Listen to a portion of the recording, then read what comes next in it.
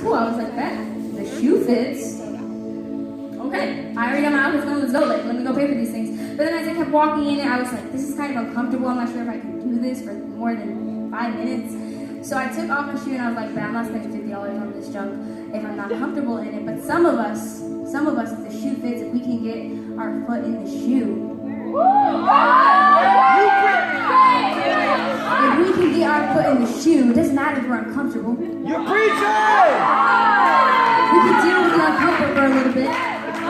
We can deal with this girl with this guy because they're cute for a little bit, but then in the middle, when they find out I'm a Christian, they're uncomfortable.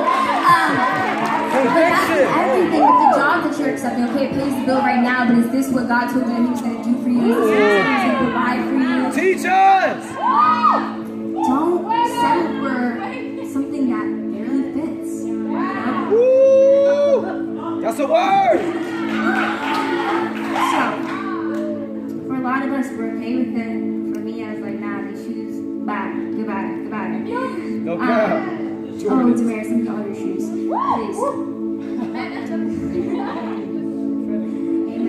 So, I'm going to go into this, and it says, what have you allowed your mind to trick you into fitting into? I'll say it again. What have you allowed your mind to trick you into fitting into? See, the mind, remember I said that's where the teardown needs to happen because it's the mind. The mind is where we avoid what God has called us to do. And I don't know what you started building off with, but for me I started, and I was like, this is my sister, say hi, it's my sister. For me, it's all blank, and I'm good by myself, right? I can do it on my own. But when I started building my thought process, I started off with something called the fear of rejection. Okay? And this was my foundation. The fear of rejection. And what the fear of rejection did for me was made me comfortable. Made me okay with staying in the same place. It didn't get too close. It didn't require any change. So I was like, bet you could stay. And it didn't make my friends want to run away from me when they found out I'm a Christian because I don't even have to show it. I can just stand here. So fear of rejection made me quiet. It kept me quiet. And then I welcomed doubt into my mind. And what doubt allowed was me to do basically anything. Doubt allowed me to do anything that I wanted because if I had a doubt in God's plan, I don't need to trust it. I can just go to my plan. I can go to my to-do list to make sure I get to my end goal. But you see, with God's plan, I can't do that. God's plan, I don't know His step-by-steps. I don't know how to get to the end. I don't even know the end. So doubt got really comfortable. I got really comfortable with doubt because now I can trust in my own plan instead of God's plan. And then, because now I'm comfortable with rejection and doubt, with not doing anything, with not saying anything, I welcomed in pride. And pride came in because I got so comfortable. I was like, man, I'm Selena. Like, I don't need anybody's help. I can do this on my own. I got this. And pride closed my ears to everything that God was saying to me. And this is what I'm building in my own strength. And then shortly after pride comes in, guilt comes in. Guilt comes in because after the pride, after I went through something difficult, I realized, man, maybe I'm not as strong as I think I am. Maybe I do need a little bit of help. Maybe I do need a little bit of guidance because I don't know what's coming my way. And pride is a struggle, an everyday struggle. Just because now I feel guilty that I pushed away the only hand that can help me. And now I have feelings of guilt. Guilt that makes me not want to speak up. It makes me stay quiet, wishing that I can go where God had for me. And then lastly, lies come in.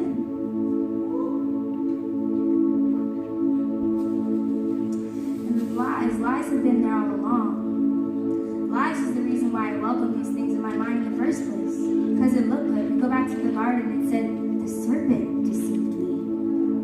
The serpent deceived me. So lies come in all the way at the end. Even though they've been there all along, it reveals itself at the end because it's been hidden the whole time. It hides behind what looks good. It hides behind behind what I can do. It hides behind what I say. It hides behind everything that I put in front of me.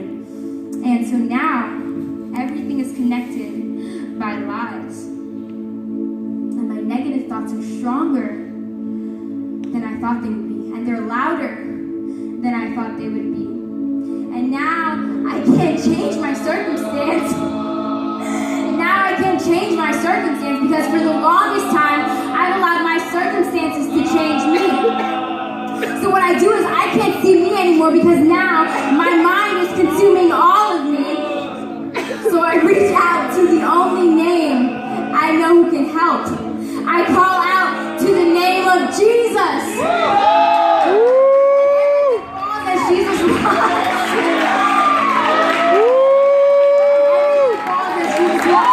And now that I'm not bombarded by all the chaos, now that I'm not bombarded by the pride and the lust and the doubt, God begins to move me around and He turns my pride into humility, and He turns my lustfulness into honesty, and He turns everything back to point to Him so that He can grow me.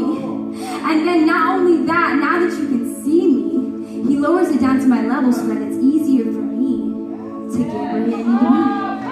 And now I can trust Him, trust that He can carry me through everything, trust that I can walk through the valleys of shadows of death, trust that His Spirit is with me all the time guiding me. Walk around the stage.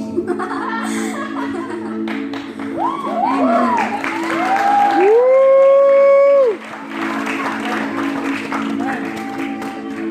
And He moved me around, and now that I'm not trapped, I can go wherever He wants me to go. I can go wherever He needs me. Because He's there. He's not going to stand and grow weary. I can just trust Him. You guys can put her down and get off the stage. Bye. But yeah, that's how I see this, guys. But yes, so the rebuilding process, God tears everything down that we thought of ourselves. He tears everything down that we worked so hard to build up, that it took so long to build up, just so that He can break it down. And it's not until, you guys know when you build a house, y'all don't ever see a house being built, and then in the middle of it being built, be rebuilt. No, it's not until the house is completely built that God can tear it down, because we realize what needs to be changed. We realize that our foundation wasn't Jesus. Our foundation was everything else but Jesus.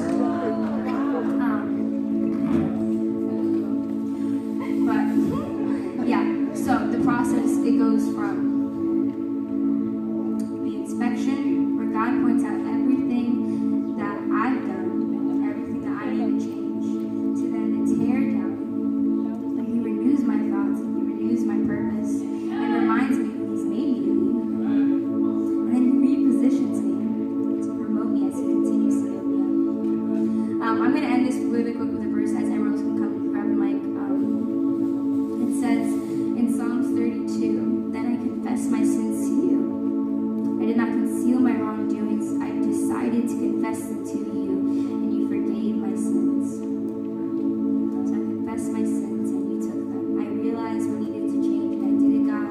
And maybe it took longer than I thought it was going to take, but it got done, and the rebuilding process is finished. Let's give it up for Emerald so she comes on the stage.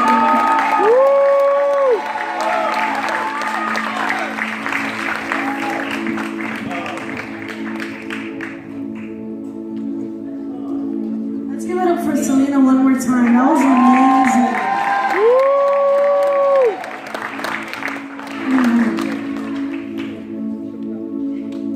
So really quickly, I want to let you guys know that I will be giving you guys a lot of word today. Is that okay? Yes, sir. Yeah.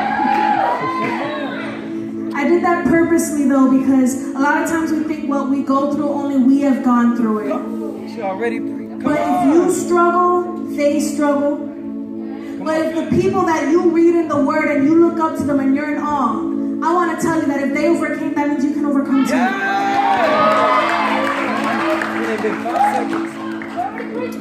So I want to start with Ecclesiastes 3, chapter 3, verse 1.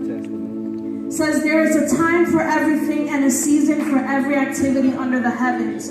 So if there is a time to rebuild, that means there's also a time to refocus. So tonight I want to talk about two people in the Word who had to refocus on one thing. Talk about it. Talk about it.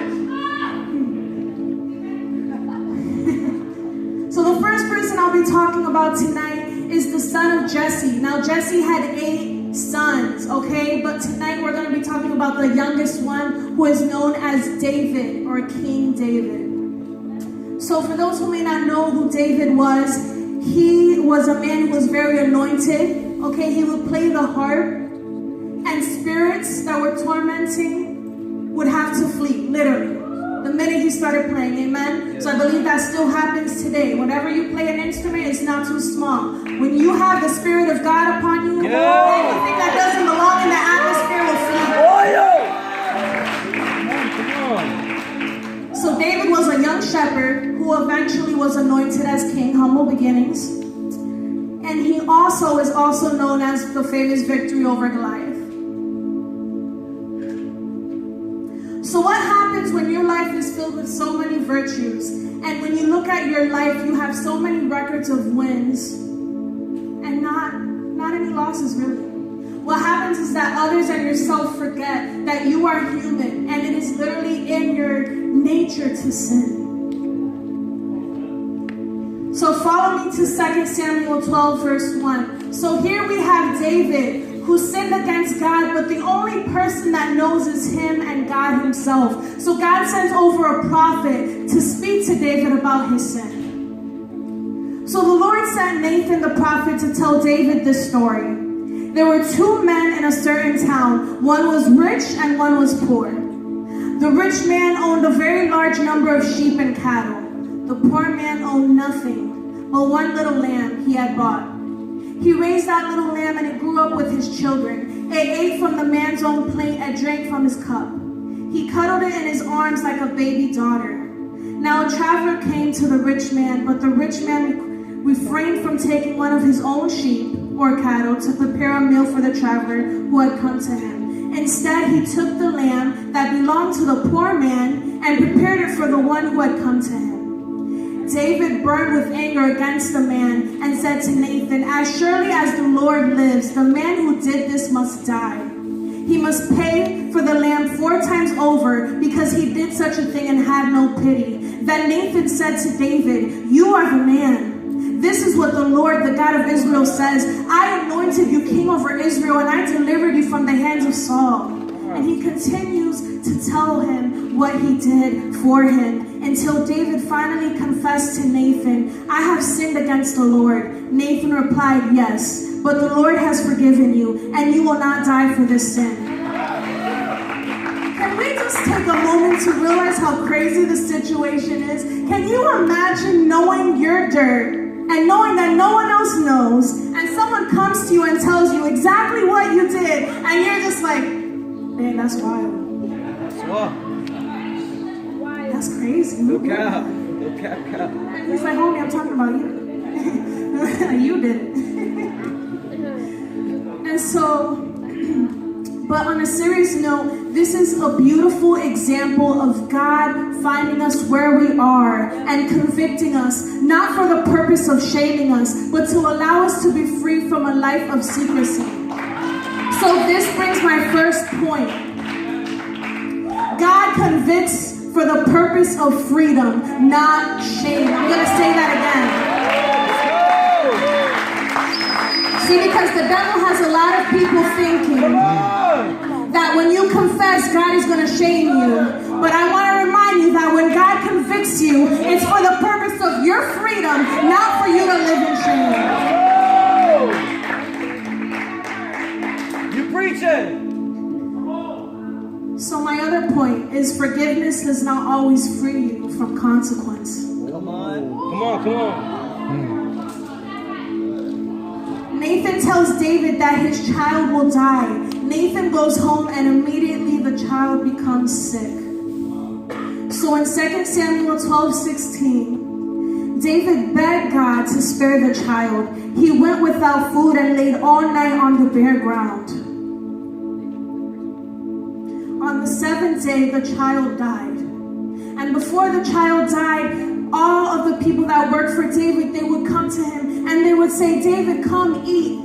David, come, let's join us for dinner. David, come, get up." And David said, No. I really need to be alone. I don't want this to happen. I really want my child to live. I'm not even going to eat. I'm not going to sleep. I am going to lay here and I'm not getting up. This is not what I want, so I'm going to try to change God's mind because this cannot happen. But if you follow me to 2 Samuel 12:18, David's attendants were afraid to tell him that the child was dead, for they thought, while the child was living, he wouldn't listen to us when we spoke to him. How can we now tell him that the child is dead? Maybe he'll do something desperate. And then you see eternal events. When David saw them whispering, he realized what had happened. Is the child dead, he asked. Yes, they replied. He is dead. David got up from the floor. He took a bath, he combed his hair, and changed his clothes. Then he went and worshipped in the house of the Lord. When he returned in the palace, he asked for food and ate it as soon as it was served. His staff asked him, "What's this about? When the child was alive, you fasted and cried. Now that the child has died, you get up and eat?" David replied, "I fasted and wept while the child was alive. For I said, perhaps the Lord will be gracious to me and let the child live. But why should I fast when he is dead? Can I bring him back again? I will go to him one day, but he cannot return to me." Then David comforted his wife, and he made love to her, and she gave birth to a son, and they named him Solomon, and the Lord loved him. So David transitioned, he refocused. It's okay to mourn, especially that this was his son. But symbolically speaking, how many things in our lives has God declared over, but we still are asking God to change his will? We're not doing what David did and accepting God. If this is your will, then okay. I'm going to move forward. I'm going to believe that there's more for me. And this story, I brought it up because in the beginning of this year, I was really not focused. I was focused on my guilt. I was focused on my pain. I was focused on a person I wanted that I knew God didn't want for me. And so God had told me, "Can you read the story of when the prophet comes to David?" And I said, "Okay, God, I already know that story, but okay, I'll keep reading." He goes, "No, I want you to keep reading until you see about his son dying." And I'm like, okay. So I read it, and he says, that is the relationship. It's over under this. Come on, teach us. And I had to realize that even though it was over, just like he allowed David to have another child,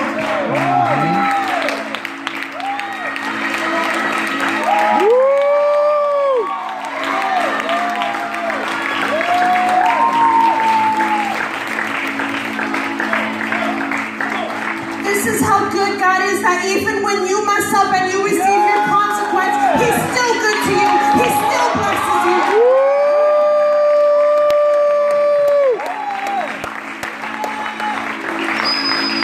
And a few people in Reflections know this, but I would not be here if I did not refocus. I would not be here if I didn't say, "God, I'm a mess, but I believe you can turn me into a message." God, you better scream. That you will make something out of this. I would not be here if I did not refocus on the plan that God has for me. Thank you, Jesus. Come on! You preaching. Lord, have mercy. Sorry, bro. So before I talk about my second point, I want to give a disclaimer. Can we all agree that Jesus of Nazareth was and is the only perfect person that has walked this earth?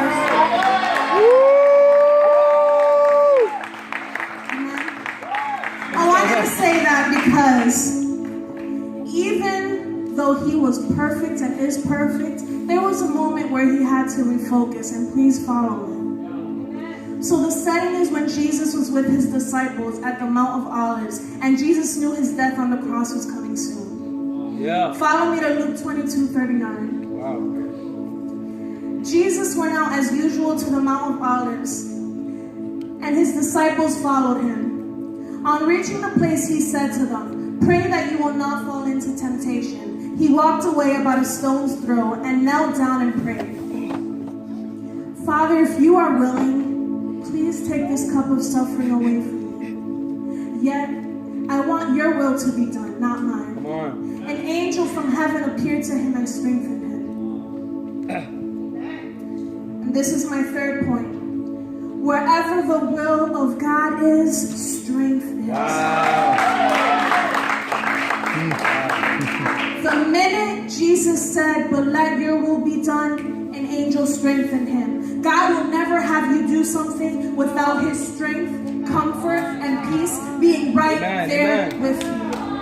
Amen. You see, because Jesus knew when he was with God in heaven, already the sacrifice that he was going to do. He already knew that it was going to be painful. But he understood, and he showed us that sometimes our pain comes with a plan. Wow. Okay, Jesus understood that the pain was going to be great, but the plan was greater. He knew that the pain was nothing compared to the salvation of his people. So can I have my 3 people come up for me, please? Can I go ahead and do an illustration for you guys?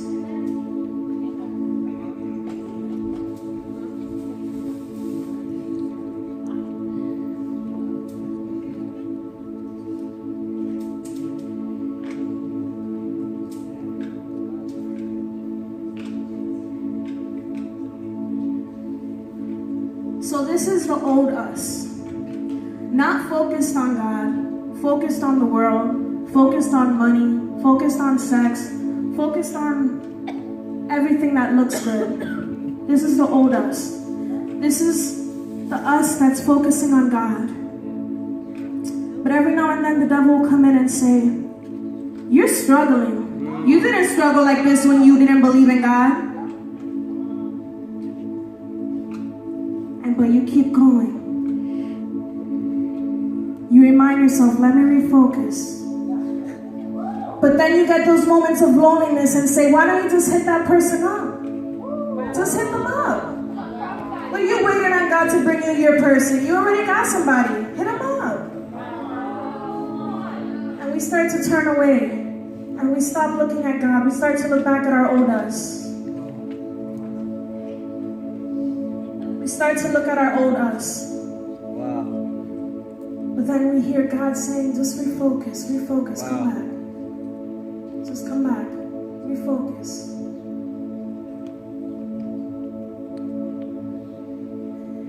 And then we see ourselves struggling financially. And they say, well, you didn't struggle like this in the world. Look at you trying to get a good job, trying to do things the right way. Why don't you just sell that pot of weed real quick?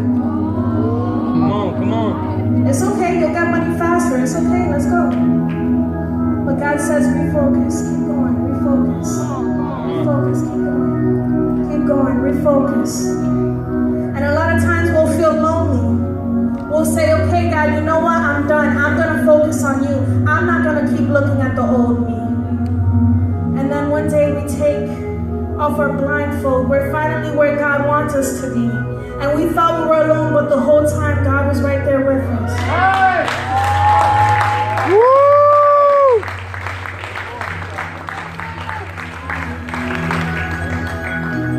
Have the next speaker come on.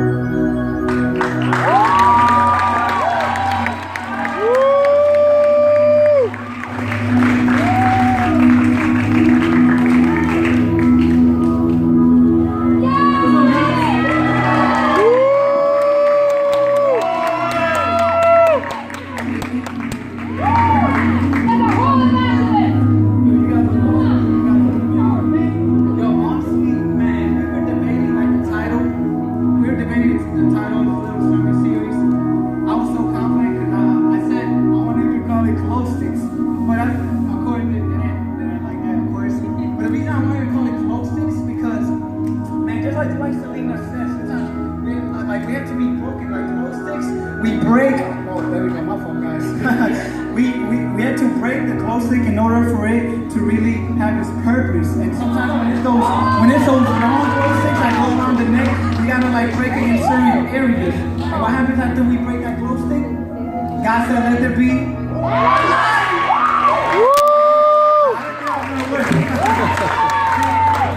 So simply put, after God rebuilds you, refocuses you, I want to reignite you. He wants to put that light inside of you. That's basically what it is. I really hope that you guys paid attention. Man, my fault. I really hope you guys paid attention to like the last two because they're so important because keep in mind those happen in private. Now when God reignites you, that goes on in public. So that means eyes are on you. We have an audience because when we're reignited, God puts the light inside of us that man, people are watching us and whatever we do points to Him. Simply, man, we're representing the King of Heaven, and that is a great privilege we have. The greatest privilege ever. If you go to John chapter 8, verse 12, Jesus says, I am the light of the world, and whoever follows me will never walk in darkness, but will have the light that gives life. Amen. That light that God places in us is God, or not, God, Jesus, the Son of God living within us. It's no longer I who lives, but it's Christ that lives within me. Of course, so that means Jesus is within us, and if simply put, if Jesus is within us, just like the moon reflects the light from the sun, the moon does not get the light from itself. It's simply reflecting the real light of the world, which is the sun. That's simply what we are. We're just a bunch of moons reflecting reflections. Hey, look at that.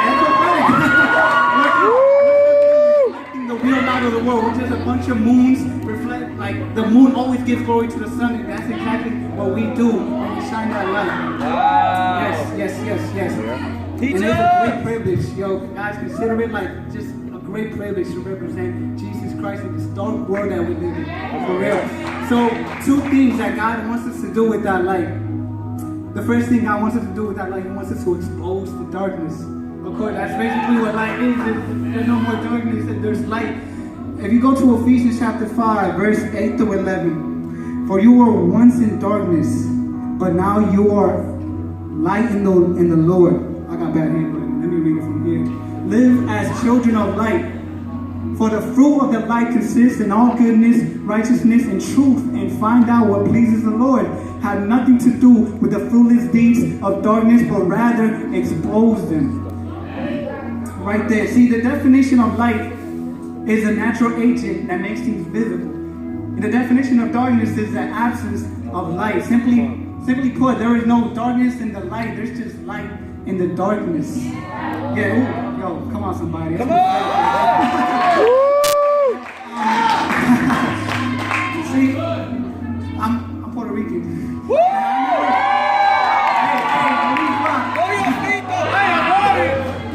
Man, I remember back in the 2010 days, there's like at least 10 blackouts a week. They suck. I remember back in like the 2010 days before smartphone, before flashlights on the smartphones, when there was a blackout, there had to be someone, the bravest one, to go onto the darkness, get a candle, and everyone will be drawn into that candle. Basically, because no one wants to be in the darkness. I get the shivers when I'm in the darkness. For real. You guys ever realize, like, when you guys ever went, like, you're the last one in the kitchen and it's dark time? No, you turn out the light and you just start running to the room? Because we don't want to be in the darkness. We don't want to be in the darkness. So we're drawn into that light when there's a blackout. That's the same way that we expose that darkness. We draw them towards the light. And how do we draw them towards us? If you go back to Ephesians 5, it's still up there? Yeah, it's still up there. See, for the fruit of the light consists in all goodness, righteousness, and truth. If you go to verse 11, have nothing to do with the fruitless deeds of darkness, but rather expose them. There is no fruit in the darkness. It's empty. It brings depression. It brings sadness, anger, envy. It's better over here. It brings envy. It brings rejection. This is empty in the darkness, but in the light we bear that fruit. We have love. We have happiness, joy, patience, self-control, gentleness, all that good stuff, that healing. Man, the issue with watermelon. Man, it's just all that good fruit. And simply put, when we live out the fruit of that light in front of those that are living in the darkness, that'll open their eyes. That'll make you realize, wow, there's something about this man that I want, that I don't have. It makes them realize how dark they're really living, their life really is. And that's how it should be, because the goal of exposing the darkness is not to isolate those that are living in the darkness, but to draw them towards the light. The goal of exposing the darkness is not to draw the homosexuals away, it's to bring them towards us, towards the light. Not to draw away the atheists, but bring them towards us. That's just a lot of emphasis here I see. And to be honest, that gets me so excited, because that means there's still work to be done. There's still a lot of darkness that we have to expose. For real, bro. Get your pumped up. I'm pumped up right now, for real. Let's go. Amen. And man, just a quick little testimony, because that's how I came to Christ. I remember 4 years ago, I had an encounter with Jesus. I were in an altar call at a retreat. And that's how I gave my life to Christ. And man, honestly, I would have never gone to that retreat if it weren't for these crazy Christians that I met in my school. See, I remember I dealt with a lot of rejection. I went to this Bible study that my friends invited me to. I was like, oh, you know what? Why not? I need some friends, you know? And when I went in and I stepped into the room, they showed me so much love, so much acceptance. And I was a sinner. They were like basically saints. I'm like, man, yo, I don't deserve to be treated like this. Like, yo, I'm living in the darkness, they're in the light. And that drew me to them. It made me realize, like, wow, whatever they have that I want, it made me realize, wow, my life is so empty compared to theirs. Man, I'm in the darkness compared to them. Let me go where they're going. Let me go see what's up with these people, because they're different. And that exposed my darkness. And man, I owe it to those people, because if it weren't for that, I would have never been curious about this Jesus guy that Come they on! For real, I gave my life to Christ. I remember I told them, hey guys, I gave my life to Jesus. And they said, bro, we've been praying for you. We've been fasting for you. Wow. Man, and that's like, man, that's Jesus. The first time I ever saw Jesus was in people. That's the thing. That's how Christians should be, man. Oh, that gives me so hype. I don't know about you guys. They drew me in. They exposed my darkness. Not by doing this, but by doing this. They said, hey, man, I was missing the darkness too. I was in the darkness too. And they drew me in.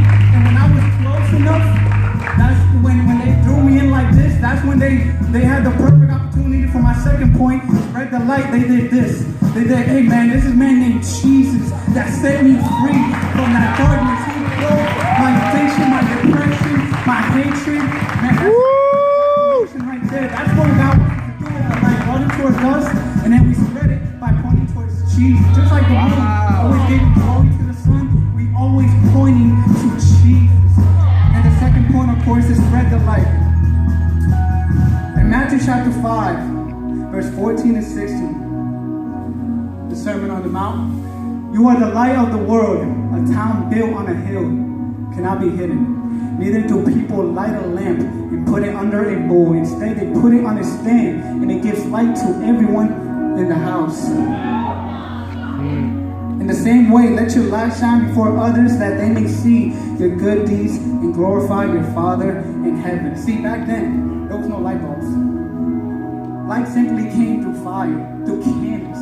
You know, and when you put a candle, you put fire or put a bowl over that candle, it'll die out in seconds.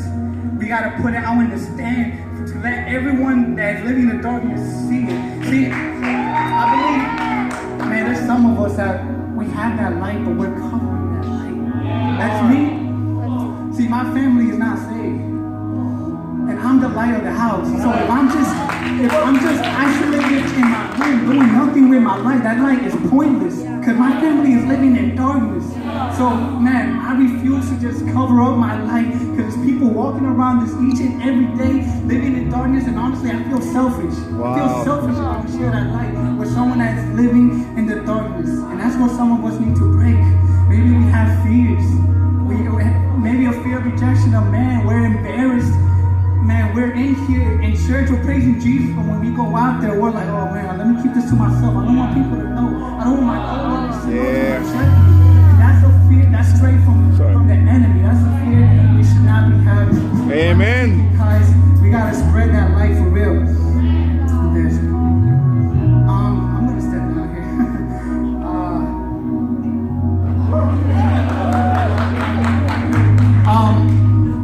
Real quick, can you guys stand up, like everyone? Hey, Holly, this kind of improvise, a little bit of an improvised illustration, real quick. You think you guys should turn off like all the lights? Like I kid you not. Well, I mean, you guys can't see your instruments, right? Okay, just turn off like most of the lights. Is that cool? Just turn off most of the lights. Is that fine with you? Okay, that's good enough. That's good enough. Can I get Joseph? Yo, where's Joseph? Yeah, Joseph. Yo, shout out Joseph, bro. Yo, Joseph is a whole man of God. Yo, Paola hit the jackpot with Joseph. For real. So look, check this out. You have your phone with you. If they want to take out your phone, this is gonna be crazy. This improvised, but it's gonna be awesome for real.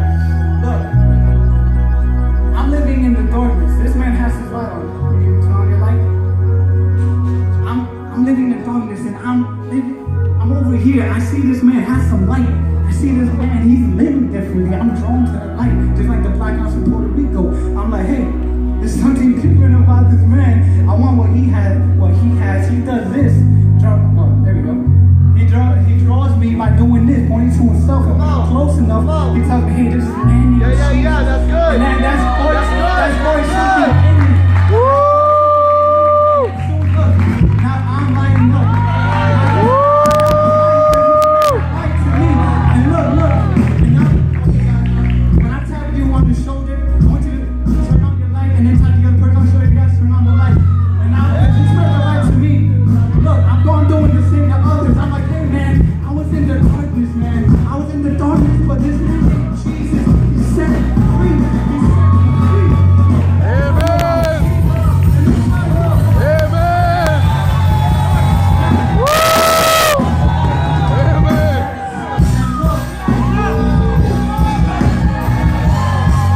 Where's the darkness? There is the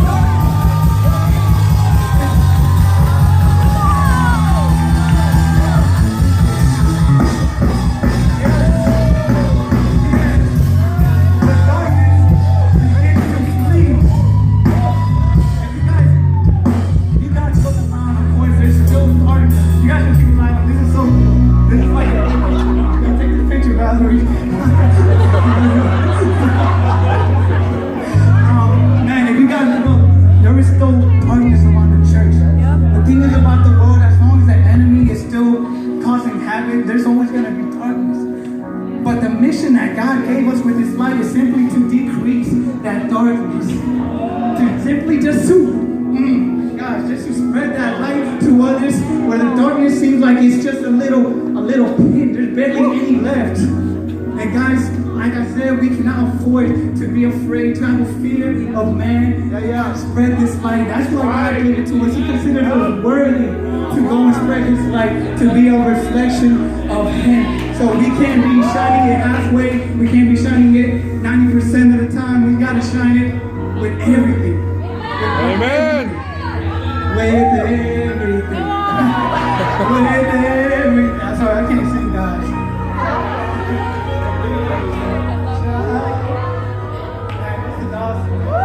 Your glory with everything, with everything, we will shout for your grace. Oh, next one. Oh,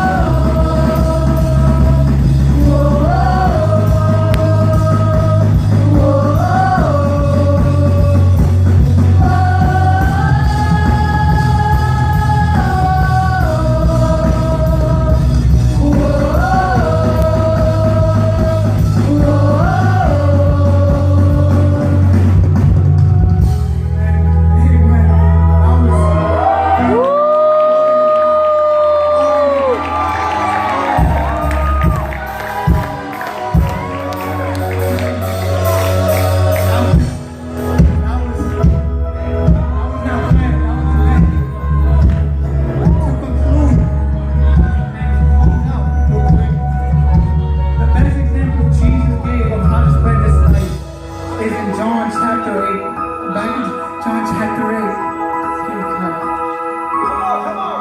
Look, paraphrase Jesus. The Pharisees found this adulterous woman, or this woman who committed adultery. She just got caught in the act. Threw her in front of Jesus. They said, hey, the law says we should stone her, we should condemn her. What is it that you say, Jesus? You the king of the world, what do you say? Jesus says, for those who have sinned, cast the first stone. And simply everyone started backing up. Everyone started letting go of that stone. And what really killed me is only Jesus and the woman alone. And Jesus says to the woman, where are they? Has no one condemned you? No one, sir, she said. So I said, Jesus says, neither do I condemn you. Jesus.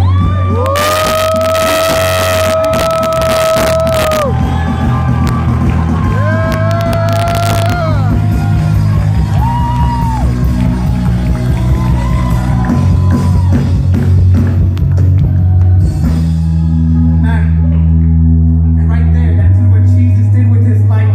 He did this. The only one in the entire world, the entire universe, with the authority, he has the right to do this, to condemn us. And still, he chooses to do this. He said, I don't condemn you anymore. And if he does this, go now and leave your life of sin, leave your life of darkness. And man, that's just, gosh, that's just hard to fathom. That Jesus, he's not condemning us. See, some of us think that, man, we've lived this life of sin for so long, I've rejected him so long, man, he's probably so mad at me. But no, Jesus is still doing this. He said, man, I love you too much to leave you this way. He's saying, hey, you're living in darkness, come to me and you won't walk in that darkness anymore. You're broken, let me rebuild you. You're distracted, let me refocus you. Yes, you're weary. Come to me and I will give you rest. He points to himself because he wants to bring light into our darkness. So bear much fruit. Much fruit, that beautiful fruit. There is freedom in God's light, guys. There is freedom. And we have the privilege. God just simply gives it to us. But if we just ask, he's a gentleman. He will not force it on us. If we just ask him to give us that light, he will go through us to the rebuilding process, to the refocus process, and he will give us that light. And we will no longer live in darkness. No longer live in darkness. If you guys can close your eyes, bow your heads real quick. Man, I know there's some people in here. They've been living in darkness for way too long. They walked in here with chains, maybe fears, anything. I just want to let you know that God, Jesus, he doesn't condemn you. He's pointing to himself.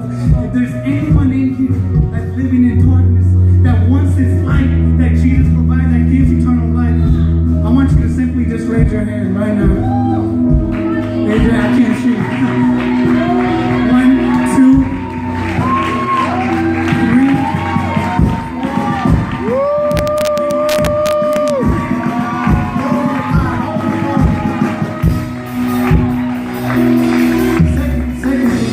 Man, some of us, we have that light, but it's dying out. It's going dim. Maybe out of doubt, we have doubts. Maybe we have fears, embarrassment. Maybe we have shame. We're still dealing with guilt, still dealing with our past. There's things holding us back from fully shining that light onto our unsaved families, our unsaved co-workers, our unsaved friends. There's no shame. Close your eyes, bow your heads. And that's you. I want you to raise your hand. Okay. I raise my hand as well.